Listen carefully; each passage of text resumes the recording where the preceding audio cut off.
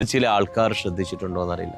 ചില കുടുംബത്തിൽ ചില ആൾക്കാരുണ്ട്, നമ്മൾ എത്രയൊക്കെ പറഞ്ഞു തീർത്ത പ്രശ്നമാണെങ്കിലും എന്തെങ്കിലും ഒരു പ്രശ്നങ്ങൾ വരുമ്പോൾ പിന്നെയും 5 കൊല്ലത്തെയും 10 കൊല്ലത്തെയും വർഷങ്ങൾക്ക് മുന്നിലെല്ലാം ഇങ്ങനെ നേരത്തെ കണക്ക്.